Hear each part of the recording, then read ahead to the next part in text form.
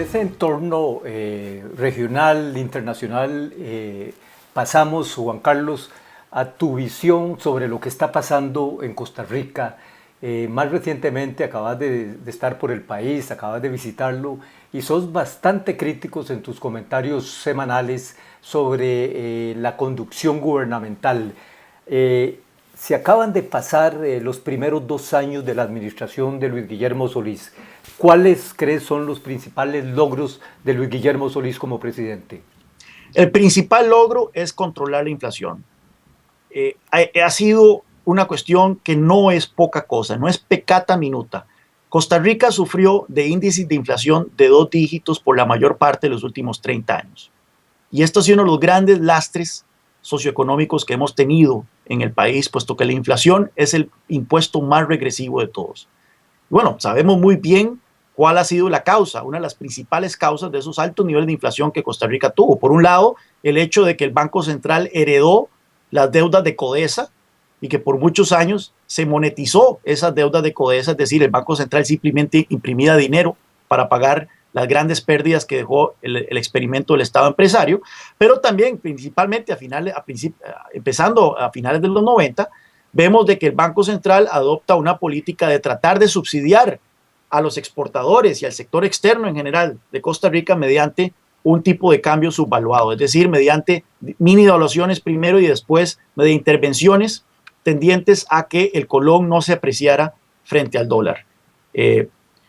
Eso empieza a cambiar cuando se adopta el sistema de bandas. Aún así se mantuvo una inflación del 7% durante el tiempo que tuvimos el experimento de las bandas cambiarias, pero vemos que con la llegada de Olivier Castro al Banco Central, nombrado por Luis Guillermo Solís, hemos experimentado básicamente 2 años sin inflación, y eso no es poca cosa. Así que yo creo que cuando hablamos de los logros de la administración Solís hay que ser justos y reconocerle de que el presidente ha acuerpado a su presidente del Banco Central ante las enormes presiones que hay, y vimos hace poco un campo pagado en La Nación del sector productivo, no se especifica quiénes son, acusando al Banco Central de no estar interesado en la protección del empleo. Hay enormes presiones de gente muy poderosa allá afuera, y aún así el presidente ha acuerpado a Olivier Castro en su manejo monetario que ha generado una inflación de cero en el país. Has destacado mucho ese control de la inflación en estos 2 primeros años de la administración como uno de sus principales logros. Juan Carlos, y si pudiera señalar hierros, errores claves a lo largo de esta administración que se presentó y se vendió y se promocionó como la administración del cambio en la política costarricense, ¿cuáles visualizas vos como esos errores más particulares? 2 errores particulares de fondo y uno de forma. Empiezo con los de fondo. Por supuesto que el tema del proteccionismo. Hemos visto, si se habla de que el gobierno de la administración Solís no tiene norte, en un tema particular sí ha tenido un norte muy definido, y es en el tema de volver a las políticas proteccionistas de antaño.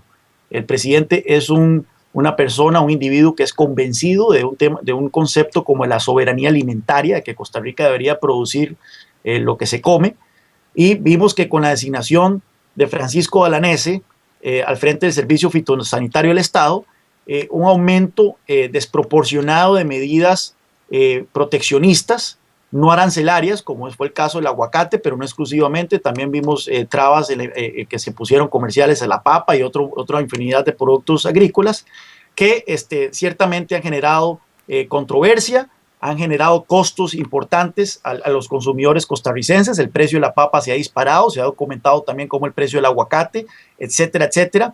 Vimos que se duplicó el arancel al arroz, una medida altamente regresiva. El 50% del consumo del arroz en Costa Rica es realizado por el 40% más pobre de la población.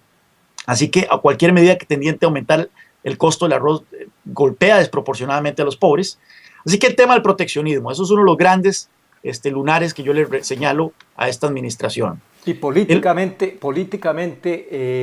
la alianza que ha mantenido a lo largo del periodo con el Frente Amplio, el partido, no sé si el presidente, pero se lo planteo, el partido abiertamente, incluso a espaldas del presidente, ha entrado en compromisos. ¿crees que le puede cobrar al PAC una factura importante en el 2018, ya visualizando lo que se viene? Mira, el PAC siempre ha sido muy ambidiestro sobre su ideología. Hay gente en el PAC que jura que ellos no son un partido de izquierdas, que son un partido de centro. Otón Solís, yo recuerdo muy bien cuando fundó el PAC, dijo que todos estaban bienvenidos en el PAC, menos los comunistas ni los liberales. Sin embargo, yo creo que el PAC a lo largo de los años ha venido definiendo cada vez más marcadamente su ideología, que es una ideología de centro izquierda. Y en esta legislatura ha sido muy evidente su alianza con el Frente Amplio. Son varios los pactos que han alcanzado, votan en bloque la mayor parte de las veces cuando se trata de temas comerciales, cuando se trata de temas de gasto, cuando se trata de temas de impuestos.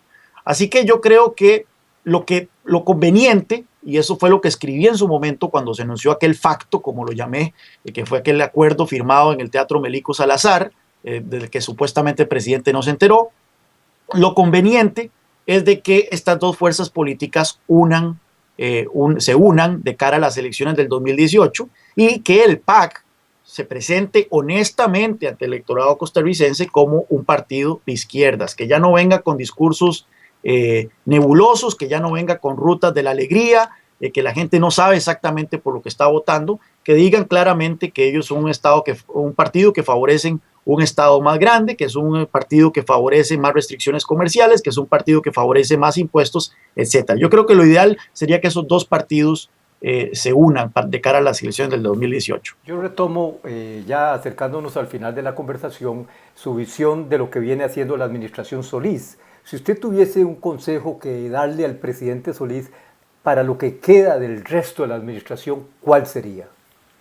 Involúcrese más en los asuntos de gobierno. Nuestra Constitución establece que el presidente tiene dos roles, jefe de Estado y jefe de gobierno. Yo siento que al presidente Solís le encanta muchísimo jugar el primer papel, jefe de Estado. A él le encanta dar discursos, le encanta andar en el extranjero, le encanta recibir delegaciones, le encanta ir a cumbres, le encanta andar con la banda presidencial. Pero cuando vemos que le preguntan sobre temas particulares de política pública, sobre temas legislativos, él manifiesta total desconocimiento. Él dice que para eso están los ministros. Y me parece que eso debió habernos dicho al electorado antes de que votáramos por él, que a él no le interesaba gobernar, que a él lo que le interesaba es andar figurando como jefe de Estado. Mi consejo es de que se meta de lleno a gobernar, que esté informado de lo que está ocurriendo en sus ministerios, que coordine entre sus ministerios una agenda. Es muy difícil que él logre sacar una agenda legislativa en los 2 últimos años de gobierno, particularmente si se obceca con el tema de los impuestos.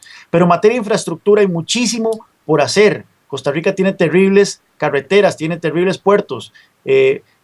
Hay mucho ya crédito aprobado que puede ejecutarse para construir obra pública.